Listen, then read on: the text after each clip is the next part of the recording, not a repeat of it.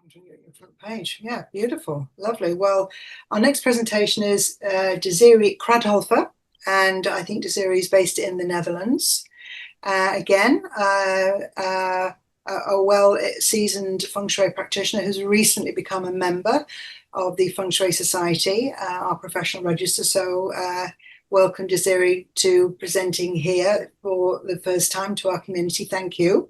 And Desiree's background, she's an experienced Feng Shui consultant and interior designer, nearly 20 years of practice based in the Netherlands, and actually trained with Simon Brown, like Monica did. And we have today, you're talking about an ideal home design. So you have a case study to share with us, architectural Feng Shui.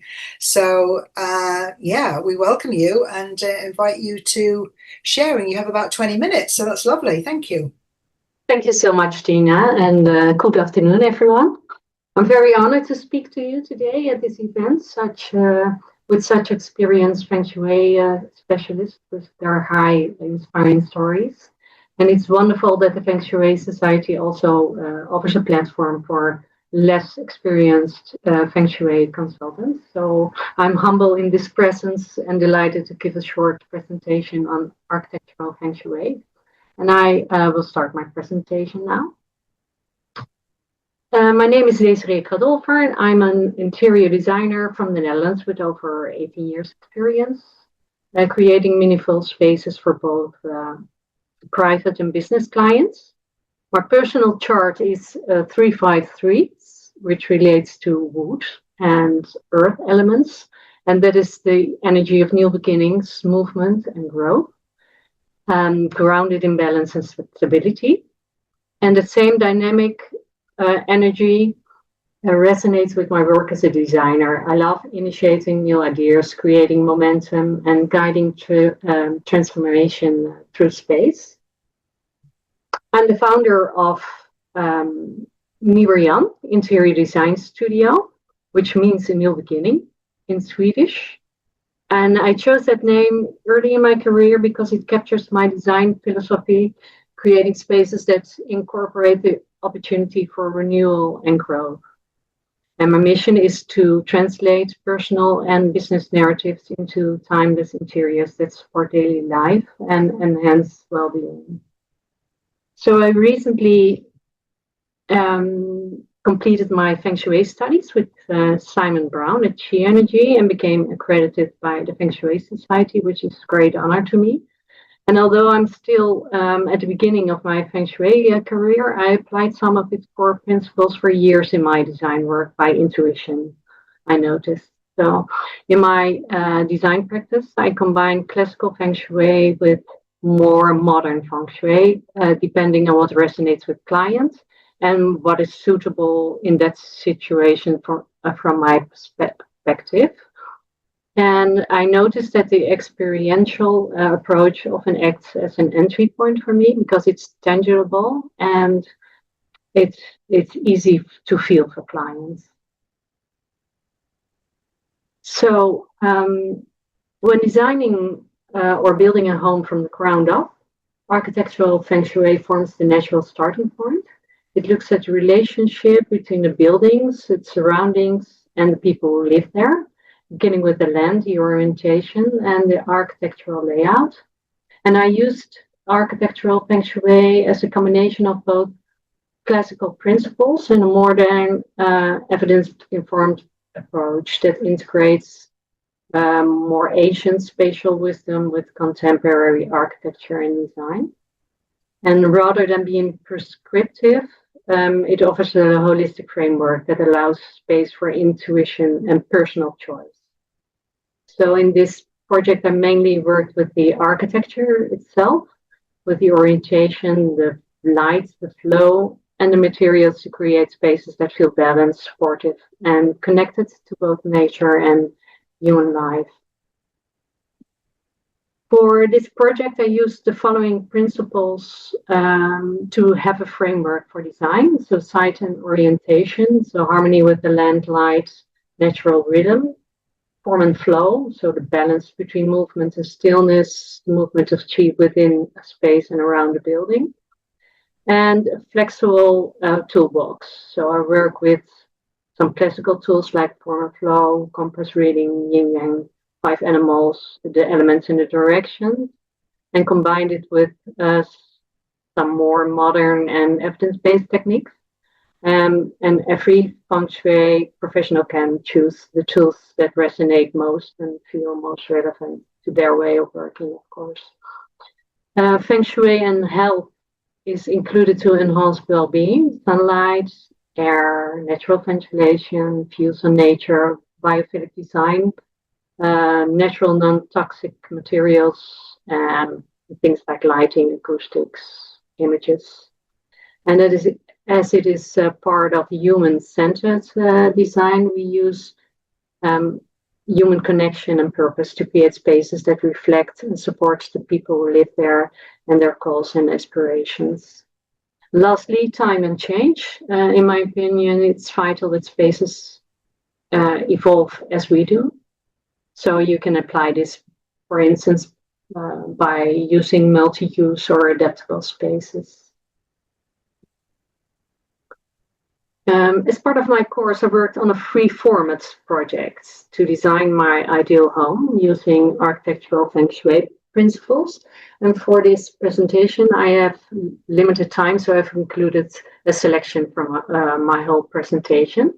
And the task was to create a brief, find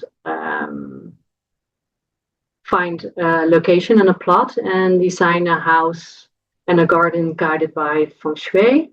And it was an opportunity to explore how Feng Shui can truly shape well-being through architectural design. The process started with the design brief, which combined both functional requirements and emotional aspirations. And that step was really important because it translated the client, in this case, it was me. Me and my partner, and I have 3 daughters, but 2 have moved out already years ago, and the final one is moving out on short notice. So it's more a home for both of us, and for also a family home when everyone is there. Looking at the functional requirements, the home had to combine living and working in one space. So bungalow with a separate studio in a rural, elevated and central location in the Netherlands. It needed to be ecological and partly self-sufficient, using natural materials, sustainable energy and water solutions. And emotionally, it was about creating a home that felt like a sanctuary, a place in harmony with nature that supported a mindful, slow-paced lifestyle. A nurturing, safe environment to recharge and connect with loved ones and live intentionally. And the studio, on the other hand, needed to feel inspiring and uplifting, and a space where creativity flows and the clients feel at ease. Oops. You can see the whole plan of requirements here, and I won't go through it because it's a little bit much. So this is the toolbox. Based on the brief, I worked step by step using the architectural Feng Shui toolbox in a holistic way. The combination made the process both structured and intuitive, evidence-based and human-centered. I chose a location called Lanteren. It's the geographical center of the Netherlands on the edge of the Veluwe National Park. The chosen plot is a large plot part of an estate. And here you see an aerial photo of the plot.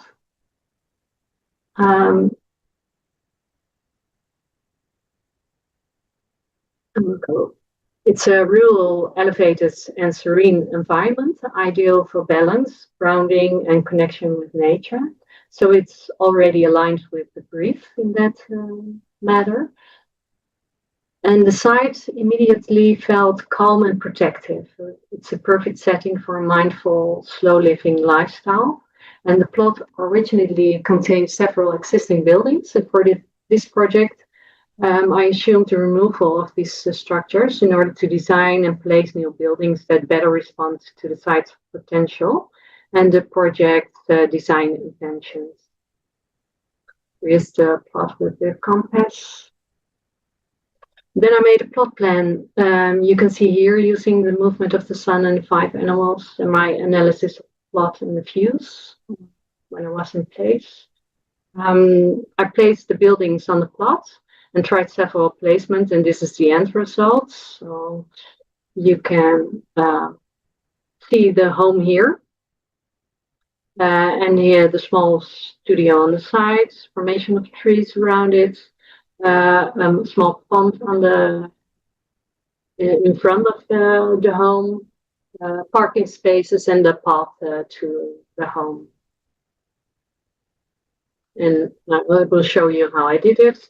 I took the 5 animals principle to create a balanced relationship with the landscape, and it helps with placement of the buildings on the plot and the connection with their surroundings. So the phoenix on the front helps to see a way forward, contributing to a sense of vision, and the open space with the large outlook and the pond in front contributes to a good phoenix. The tree formation on the back forms a tortoise function, giving the home more stability and protection. And the house is situated in between higher trees and the studio on one side. And that's performs as a dragon. And the lower bushes and on the right side, like a tiger. So they're giving the property a more proactive, energizing chi on the one side and quieter, more protective chi on the other side. And together they form the backbone of the design. Then I looked at the sunlight. And we can, and looking at the sun rising from the east, activating energy and daily rhythm. And the west receives the warm afternoon sun, natural place for relaxation. And this can help later on with placement of windows and layout of the floor plan, where to place the spaces benefiting more of the yin and the yang energy. Then I used the Basai, the 8 mansions, for designing the path to the home and the entrance. The house is a water house and belongs to the East group, associated with health and growth. And the main entrance faces east, bringing in welcoming energy for vitality, learning, and family. And the studio entrance faces southeast to south, enhancing stability, creativity, and success. And the natural wooden doors and large glass openings support positive growth. The home is a simple, here you see the home, a simple visualization of the home and the studio next to it. The home is a simple single-story bungalow designed for slow living, open light and connected to the landscape. And when looking at the floor plan, the starting point is the brief, and I used the 8 directions to help determine the optimal placement of each space. You can see this here. In this design, the bedrooms are located on the side of the house that receives more shade, creating a calm and restful atmosphere. The master bedroom has large windows to maximize sunlight at the end of the day. And on the other hand, the more active, family-oriented living areas are placed in the front of the house with large windows to maximize natural light of use and creating an uplifting and dynamic energy for daily use. And in the middle are the traffic spaces. So this is the entrance. And the atrium makes it able to walk around and connect several spaces. The central atrium with the glass roof brings daylight and plants into the heart of the home. That symbolizes life and growth. And I've looked at the placement of the sitting and sleeping arrangement with form and flow in 5 directions. And in this project, I prioritized this above the Mingua directions because I also took this into account. But I also took this into account as much as possible. So here you see the layout with all the rooms. And this is a visualization of the center of the home with the atrium. A bright, open, and clear center allows the chi to circulate freely and supporting prosperity and positive energy throughout the home. And you can see the light come in. You can close the glass roof so the chi can also be contained. And it gives the rooms, the bedrooms, who are more in the shades, a little bit sunlight from the center. So that's also nice as well. And then I looked at each zone supports the residents' well-being and their goals through the directions, elements, and applied solutions. I won't go through all of it because it's too much for now, but for instance, when we look at the kitchen, which is placed in the south, so it's here. It's an open space with a kitchen island and a part on the wall. It's a very young space with the element fire, and that's nice because it's a central family space where family comes together. But you have the stove there, which is also fire, sink that is water, and the taps and other supplies that are metal. So I used earth to connect these elements by using natural stone in the kitchen island, and also included the wood energy by using wooden floors and some plants, some large plants. So I integrated all 5 elements to have a more balanced energy in the space. And the plants in this space and also in the other spaces in the home play a vital role in supporting the parasympathetic nervous system, helping to reduce stress and promote relaxation. So the materials were chosen to enhance well-being and sustainability. So for the external use, I used wooden cladding. So this is Shukiban. It's a burnt Japanese wood. And wooden windows, sliding patio doors. You've got 5 minutes, Desiree, yes, to wrap up. Is that okay? Yes, okay. And also a green roof for the home. For climate control, water management, or air quality improvements, and supporting biodiversity, and integrated solar panels, panel roof for the studio. And here you see some natural materials used in the home.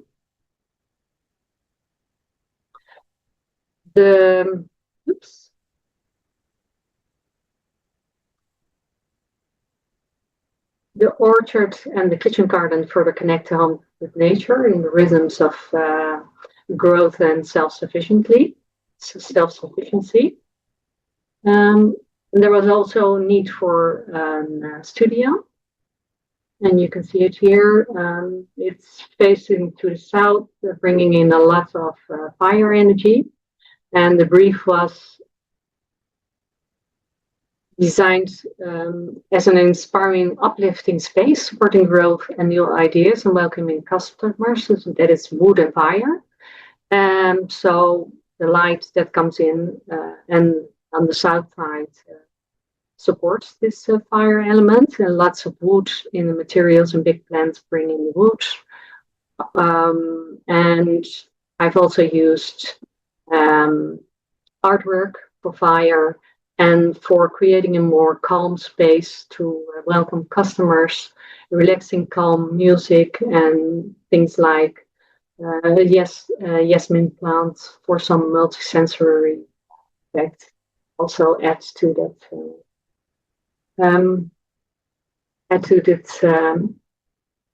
to this atmosphere. Yeah, the studio has been designed with the principle of time and change in mind, allowing it to adapt to different uses over time. So, for example, this studio can also serve as a living space for studying children or accommodate aging parents, ensuring the home remains flexible and functional as family needs evolve. So you can feel here that is doable.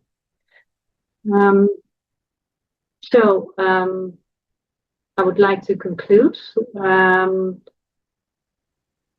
by saying, oops, sorry. I had some key findings, but I will leave it for now, maybe, because I have to wrap it up.